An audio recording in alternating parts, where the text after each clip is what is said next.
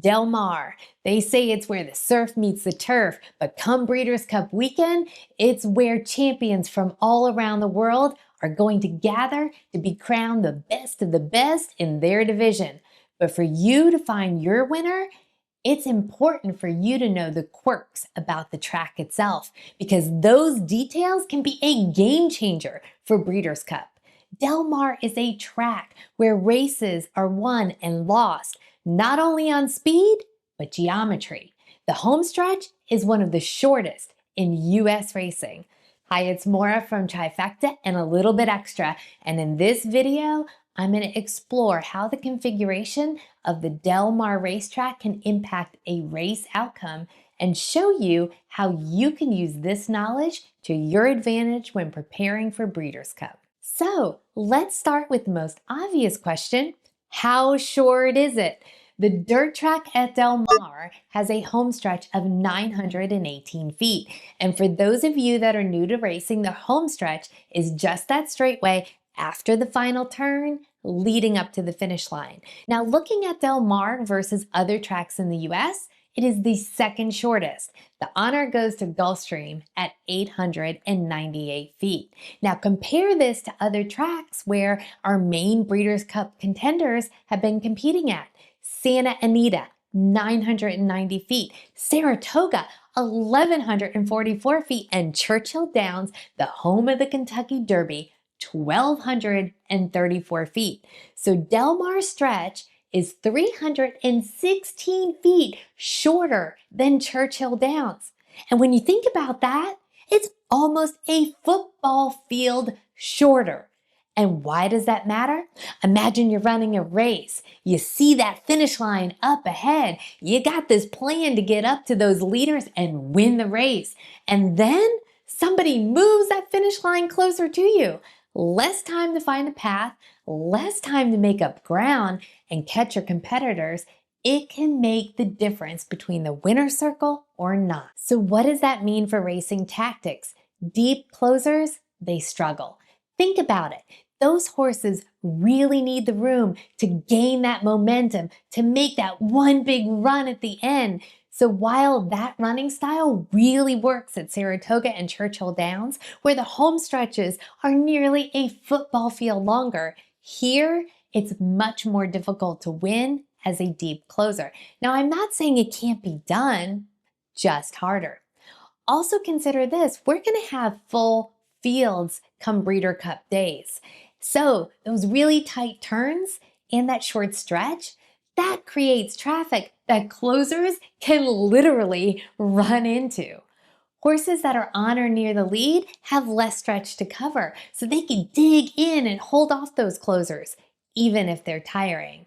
This means that jockeys often make their move a lot earlier. In fact, you normally see it in that final turn. Mike Smith reportedly stated that it can sometimes be worth losing ground by going wide in the stretch to get that clear run at the leaders. A wide trip, that may lose you ground, but a block trip, that costs you the race. So just remember, Del Mar rewards those horses that get the first jump. Other thing I want you to note about Del Mar are those tight turns. Now, it is reported that the Del Mar track has some of the tightest turns in all of US racing. Those big sweeping turns that we see at Churchill Downs or Saratoga allows horses to stay in motion longer, which also contributes to closers benefiting from the track configuration. But here, think about running a sprint, trying to get your momentum and also making a left turn at the same time. Early speed, that becomes a weapon. Another factor that may favor speed at Del Mar is the fact that the track is right next to the ocean and retains some of the salty moisture to it. Now, this is all anecdotal. I couldn't find any scientific evidence to this, so take it as you may. But some say that little bit of moisture creates a unique dirt surface that is just more speed favoring. It could also be the reason, if you believe it, why some horses are just monsters elsewhere, but come here and bomb. One more thing I want you to note when you're doing your handicapping is the actual track configuration. where is the start and finish line. For instance, when you're handicapping the dirt mile, notice it is a 2-turn mile at Del Mar versus a 1-turn at Churchill Downs. Now, why does that matter? With a 1-turn mile, you have this long straightaway to run into.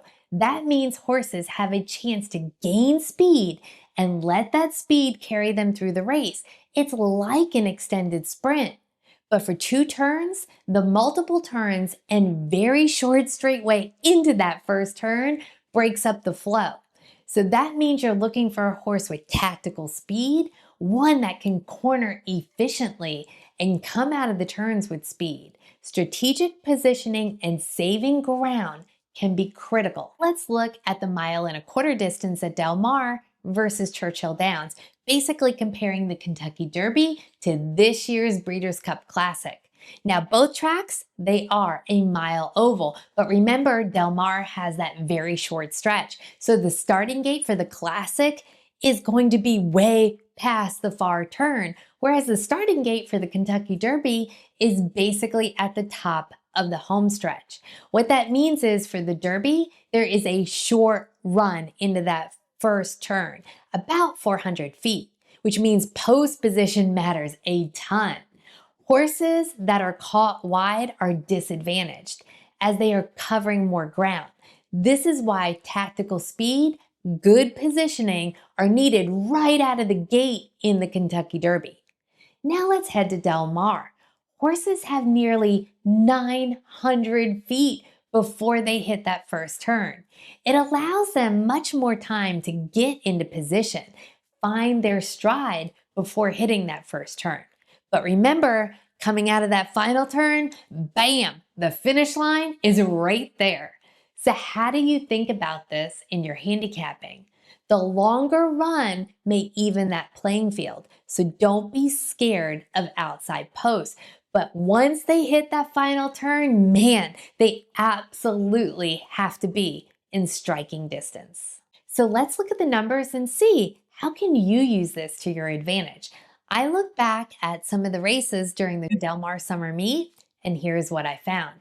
Out of the 24 6-furlong dirt sprint races, just called the Sprint on Breeders' Cup Day, 9 were won by the horse that was on the lead at the half pole. That is nearly 38%. And another 6 were just a head behind or a half a length behind the leader at the half pole. So all in all, the leaders or horses that were on or near the lead won nearly 2/3 of the time. Only 8% were won by closers or horses that were more than 4 lengths off the leader at the half pole. So think about that. Nearly 9 times out of 10, if you weren't on or near the lead at the early part of the race, your race was basically over. The takeaway, early speed matters in dirt sprints. The ability to stay close and not burn out is a powerful weapon for the Del Mar Sprint. Let's look at the Breeders' Cup Sprint when it was held here at Del Mar, 2024, 2021, and 2017. The winner in 2024, Straight No Chaser, hi to all my racehorse buddies. This horse was 1.5 lengths off the leader at the half pole. 2021 was Aloha West, 4 lengths off the leader at the half pole, much more than we typically see, but this horse was shuffled back and had to surge at the end to get that win. And in 2017, Roy H. was 1 length off the leader at the half pole. The interesting thing about these 3 races, if you compare them to the 24 that I looked at held at Del Mar this summer, they were so much faster than any of those 24 races. So look for horses that could stay close, but not burn out. Now tackling the dirt mile. Early positioning is also key. When you look at the configuration, you're basically starting out and then immediately going into that first turn. Out of the 22 dirt mile races that I looked at during the summer meet, 10 were won by the horses that were on the lead at the half pole. That is 45%, and another 9 were within 2.5 lengths of the leader at the half pole. So early speed favored 86% of the winners. And we see this holding true for all 3 Breeders' Cup Dirt Mile races held here at Del Mar. In 2024, Full Serrano won and was within a half a length of the leader at the half pole. Life is Good won in 2021, was the leader at the half pole. And in 2017, we had Battle of Midway, who was within 2.5 lengths of the leader at the half pole. Now, when we go to races longer than a mile at Del Mar, something interesting happens. Closers, that group that I said are disadvantaged, they begin to get a fighting chance. I looked at the 17 years that the Pacific Classic was run on the dirt, a 1.25 miles distance here at Del Mar. Leaders won 35% of the time, but closers won 29% of the time. The longer run up to that first turn allows more time for positioning and greater race dynamics to develop. So looking at the Breeders' Cup Juvenile, a 1.16 miles, for the 3 years that the Breeders' Cup Juvenile was held here at Del Mar, the 2024 and 2021 winners, Citizen Bull and Corniche, they led at the half pole, and the 2017 winner, Good Magic, was within 3 lengths from the leader at the half pole. For the Classic, Sierra Leone last year was 13.25 lengths from the leader at the half pole. More on that in a bit. And then we look at 2021 and 2017, Nick's Go and Gunrunner, they all led at the half pole. So Maura, you said closers have a really hard time here. How did Sierra Leone win last year? Well, first, we had an extremely fast race. They went 44.96 for the first half. And when I look, that is the fastest that we've seen over 34 years. And Sierra Leone, he was within striking distance of Fierceness before hitting the home stretch, only a length behind. And remember, that's the key because that finish line is coming up quick. Now, before we move on to the turf, if you're finding this information useful, go ahead and hit that like button and hit subscribe. I'm going to have much more Breeders' Cup coverage, but it's very unlikely I'm going to be able to do a video for every single Breeders' Cup race. But I want to be here for you and help you get prepared. So go ahead and write my website down, www.trifectaandextra.com. I will have more coverage in written blogs for you leading up to Breeders' Cup Day. Now let's talk briefly about the turf races. The turf course is 7/8 of a mile, and the turf tends to be firm and quick. Tactical speed is gold. Compare this to Saratoga, where it often favors late runners. In turf sprints at 5 furlongs, you need that pure, raw speed. You simply don't have time for anything else. Out of the 29 5 furlong turf races that I reviewed, 45% were won by the horse that was on the lead at the 3/16 pole. 62% were within a length of that leader, and 83% were within 2 lengths of the leader. Now, while this is true in everyday racing at Del Mar, and we also saw it in the 2021 turf sprint at Del Mar when Golden Pal won on the lead, horses, they want to teach us, well, hey, we don't run on paper, well, we run on the track. The 2024 winner of the turf sprint at Del Mar, Starlust, 6.5 lengths off the leader at the 3/16 pole, and Stormy Liberal in 2017 was 5 lengths off the leader. Now, looking at these 2 races and how fast they were run, they were in general faster than what we typically see at Del Mar, and both of these horses did well by hugging the rail and saving ground for some of the race. So look for that early speed, but also make sure you consider those horses that can surge when the pace is fast and that could get the right trip. When you get to those turf routes, a mile and longer, you see that the stalkers and the mid-pack movers, they move up. Closers can win, but their timing and trip are critical. Looking at the turf races run at the mile distance over the summer meet, I analyzed 41 races at the mile distance. And interestingly enough, 12 were won by the horses on the lead at the half pole, but 8 of those 12 maiden races. Now these races may be won on the lead because these horses, they're just learning. They may not rate well. They tend to be impatient. And if one of the horses breaks really well, grabs the lead, they can just hold on if the competition lacks what it takes to negotiate that traffic and that short stretch. So let's just toss out those maiden races and look at the rest. And what we see is nearly 60% of the time, it was won by horses that stalked the leader. They were 1.5 lengths to under 5 lengths of the leader at the half pole. But 60%, that's just a little bit over half. And the rest of the data is split between horses on the lead and also our closers. So for turf routes, timing and trip are key. And when I look at the Breeders' Cup Mile winners in 2021 and 2017, when it was held at Del Mar, we have World Approval and Space Blues. They were both 2 lengths off the leader, fitting that stalking style. But last year, More Than Looks was a closer. In fact, Jose Ortiz had to go really wide in that turn to clear all those horses and surge for home. And when we go longer on the turf, the winners of the Breeders' Cup Filly and Mare at Del Mar, they were all stalkers. Now moving on to the turf, the 2017 winner was a stalker, but 2021 winner was 13.5 lengths off the leader at the half pole. And in 2024, Rebels Romance was only a length off the leader at the half pole. So turf routes, early positioning may not really tell us much.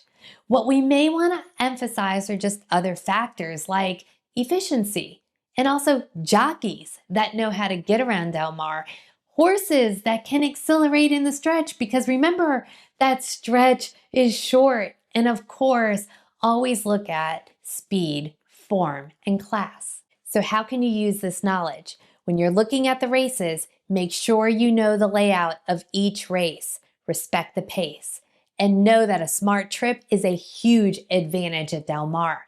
And also check out the workout reports. The horses may be telling us, hey, I really don't like these tight turns. Before you pick a winner, make sure you evaluate the horse's running style. Dirt sprints, look for horses that will be close to the lead, but not burn out. Dirt mile, remember that favors horses that are within 2.5 lengths from the leader at the half pole. And dirt routes, tactical speed still matters, but closers, they now have a better chance. Turf sprints, look for early speed, or if the pace is so fast, who can have that late surge and clean trip? And turf routes, stalkers, they win a bit more than half, but emphasize other factors, including that acceleration in the stretch. And always remember this, horses don't run on paper, they run on the track. So sometimes these just don't hold up. So make sure you're looking at the horses and their abilities as well. Now, are you ready to pick a Breeders' Cup Classic winner? I have a video for you right here that gives you a proven system built on the foundation of handicapping, speed, form, and class. It has an 83% success rate, not 100% because nothing in the sport is guaranteed. And this year, we have some monsters in the Breeders' Cup Classic race. Before you head over and watch that video, however, drop me a comment. Tell me, did you find this information useful? And also make sure you hit like and hit subscribe. I hope you all have a very successful Breeders' Cup weekend. Cheers!